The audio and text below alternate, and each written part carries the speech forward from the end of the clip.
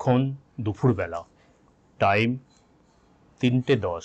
আমাদের plane land করবে কলকাতা শহরে। অ্যাকচুয়াল টাইম 3:35, বাট একটু লেট হবে। মেঘলা আকাশের মধ্যে দিয়ে প্লেনটা ধীরে ধীরে নামছে। জানালার কাচের মধ্যে দিয়ে আমি তাকিয়ে দেখি মেঘের চাদর ভেদ করে নিচে চলে গেছে গঙ্গার ধারা।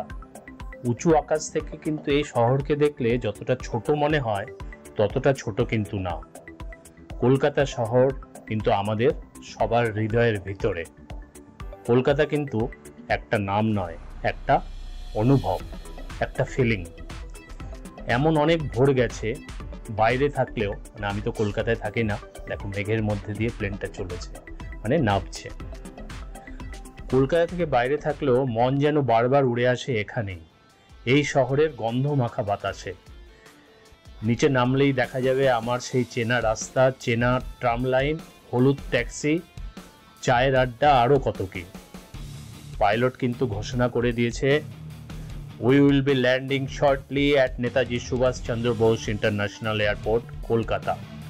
অ্যানাউন্সমেন্টটা শুনেই বুকটা কিন্তু একটু ধক করে উঠল।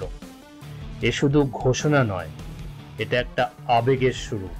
আমার কলকাতার ফিরে আসার, কিছুদিনের জন্য থাকার একটা অনুভূতির আবেগের শুরু, একটা প্রত্যাবর্তনের সূচনা। এই প্রত্যাবর্তনটা কিন্তু আমার বেশি দিনের নয়, কিছুদিনের জন্য আমায় আবার ফিরে যেতে হবে বোম্বেতে, কারণ আমি বোম্বেতে থাকি। দেখো মেঘগুলো কি সুন্দর যাচ্ছে, আর তার মধ্যে দিয়ে আমরা চলেছি কলকাতার দিকে। দমদম এয়ারপোর্টে নামবো একটু পরেই। আর এই কালো মেঘ আর বৃষ্টির দিনে কলকাতার কোনো না কোনো বাড়িতে তো খিচুড়ি আর ইলিশ মাছ ভাজা নিশ্চয়ই রান্না হচ্ছে। মনে মনে ভাবলেও যেন নাকে লেগে আসছে তার সুগন্ধ। আর দেখো কলকাতা শহর, ওহো, অনেকদিন পরে আসলাম কলকাতা শহরে। অনেক দিন কাটাবো, প্রায় 1 মাস কাটাবো কলকাতা শহরে। হঠাৎই একটুখানি ঝাঁকুনি অনুভব করলাম।